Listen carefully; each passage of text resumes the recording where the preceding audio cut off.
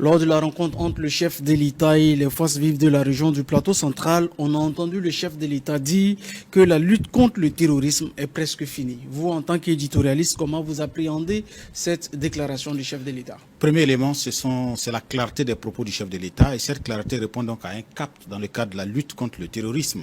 Et c'est un devoir de redevabilité que le chef de l'État donc est en train donc de faire ce jour-là en face donc aux populations. Certes, il a parlé devant donc les forces vives de la région donc du Plateau central, mais il s'adressait à l'ensemble des Burkinabés. Donc cela est d'autant vrai parce qu'il est le chef de l'État et il est celui-là qui a une meilleure cartographie justement donc de cette lutte-là. D'abord, il est le premier renseigné de ce pays, mais également donc il est le chef de guerre et il a une meilleure cartographie donc du déploiement donc de nos troupes. Il a une meilleure cartographie des opérations de reconquête. Il a une meilleure cartographie des opérations de consolidation donc des zones reconquises. Il a une meilleure cartographie des opérations de réinstallation donc des populations. Il a aussi une meilleure cartographie des prochaines projections. Donc, lorsque le chef de l'État parle ainsi, lorsqu'il déclare que la guerre contre le terrorisme est presque finie, là, c'est vrai, parce que c'est le chef de l'État, c'est le commandant-chef, et il sait de quoi il parle. Aucune déclaration du chef de l'État n'a suscité donc d'ambiguïté depuis le 30 ou le 1er octobre 2022, lorsqu'il s'est adressé pour la première fois au Burkinabé. C'était au téléphone, à travers une radio, et on sentait donc la clarté des propos, mais surtout des caps fixés. D'accord. Ce qui semblait difficile il y a environ 3 ans, au point qu'on parle de coalition internationale pour lutter efficacement contre le terrorisme dans la zone sahélienne. Aujourd'hui, dans la zone AES, particulièrement au Burkina Faso, nous avons une armée qui s'assume. Quel est le secret selon vous? C'est d'abord donc la fidélité et le respect des engagements. Je vous parlais justement donc des premières déclarations faites par le chef d'État capitaine Ibrahim Traoré. C'était donc le 1er octobre 2022. Et les Burkinabés ont entendu et apprécié cette clarté et surtout cette franchise des propos. Ce jour-là, il a parlé justement donc au nom donc de ses camarades qui se sont révoltés contre donc le pouvoir en place. Il avait évoqué donc des problèmes d'équipement. Ils avaient besoin donc des équipements pour combattre efficacement. Cela voudrait dire que les soldats ont confiance en eux-mêmes, en leur capacité. Il leur manquait justement donc un certain nombre de types d'équipements. Il a évoqué justement donc ces populations qui étaient prises en otage à l'intérieur donc du pays, dont il fallait donc secourir et surtout donc les réhabiliter et réhabiliter leur dignité. Il a évoqué donc notre armée à travers donc son vœu, son souhait de voir notre armée participer donc au développement et surtout à travers l'agriculture. Tous ces éléments-là, ce sont des éléments d'archives qui sont disponibles.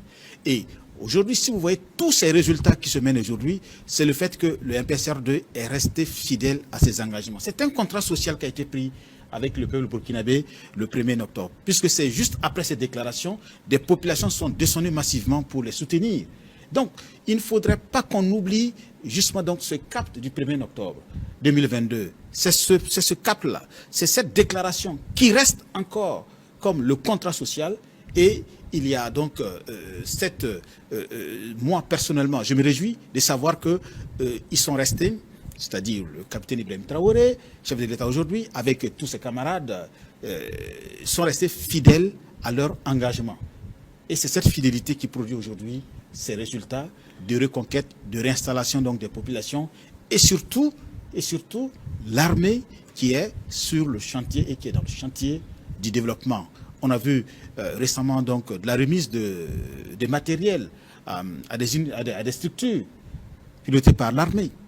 Ça fait chaud au cœur de savoir que nous avons une armée qui s'est profondément métamorphosée, une armée qui va secourir les populations, les réinstaller et les protéger et participer au développement.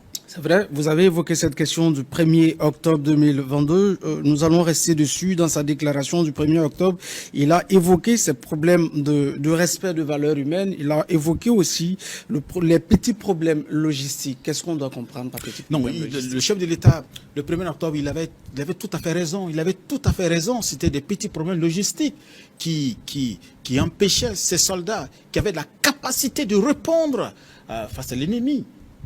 Et ces problèmes logistiques, c'était lesquels? Pour nous, c'était bien sûr donc ces accords lyonnais qui empêchaient notre armée à s'équiper convenablement. Et vous voyez, la modernisation de notre armée, des forces de défense et de sécurité a débuté depuis la dénonciation des accords lyonnais qui nous liaient avec certaines puissances et qui nous empêchaient, l'armée et les différentes structures de l'armée à s'équiper convenablement pour faire face aux défis de l'heure. Et depuis ce moment, vous avez vu la modernisation de notre armée. Bien sûr qu'il y avait donc des petits problèmes logistiques.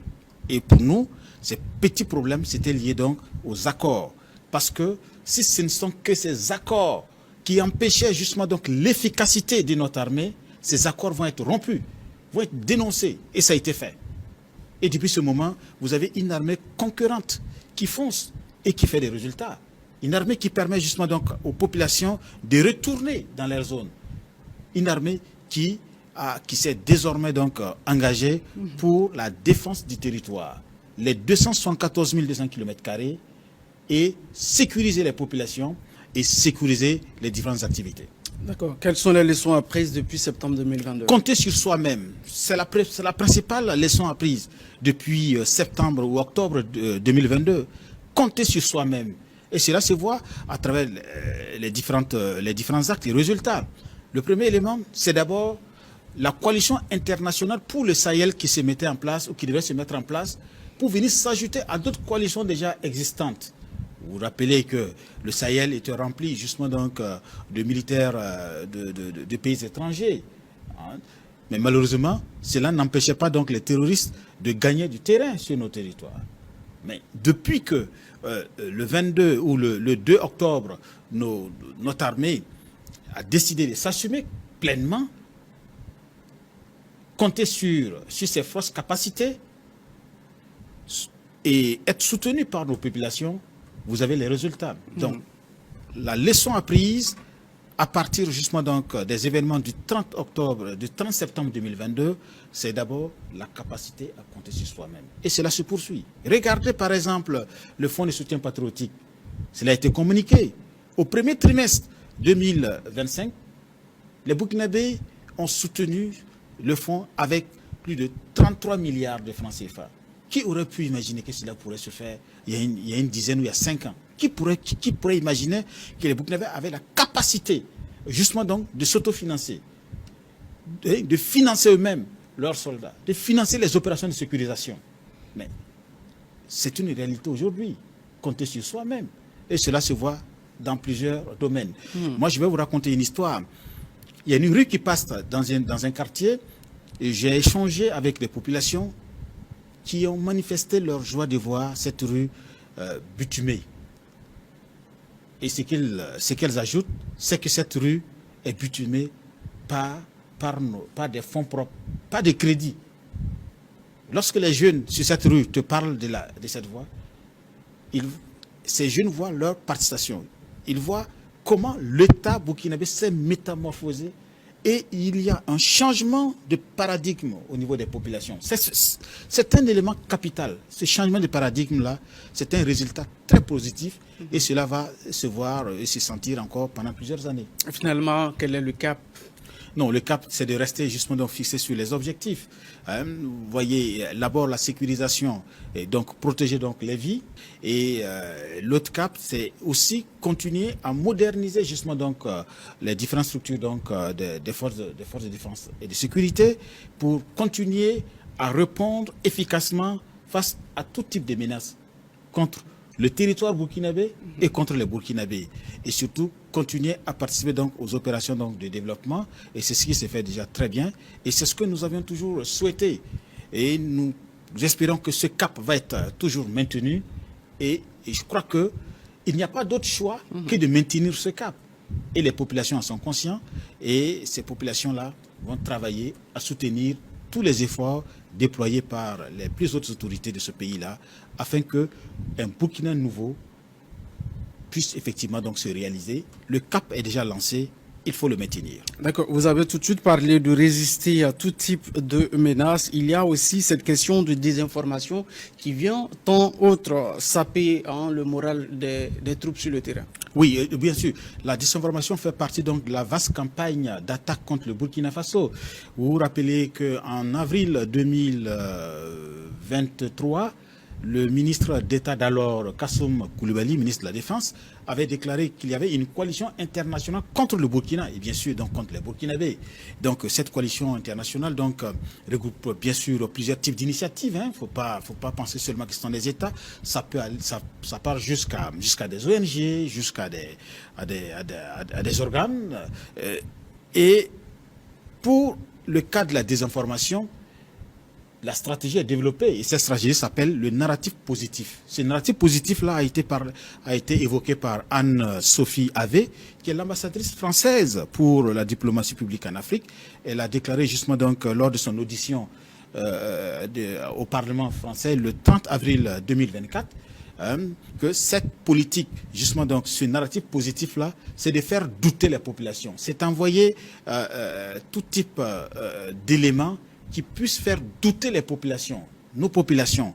Évidemment, dès que les populations doutent, cela amène donc la fébrilité et les opérations de déstabilisation peuvent continuer donc à se mener. Mais heureusement, vous avez une population qui a appris à faire la part des choses, à savoir qui sont ceux-là qui sont pour le Burkina et pour les Burkinabés et ceux-là qui sont contre le Burkina et les Burkinabés. Donc vous avez ces populations-là qui ont réussi donc à faire la part des choses et arrivent quotidiennement donc à faire confiance à la communication des dirigeants. Il y a des réflexes que les Burkinabés ont développés et c'est ce qui est très bien, c'est ce qu'il faut faire lorsque vous êtes consommateur de l'information. Dès qu'il y a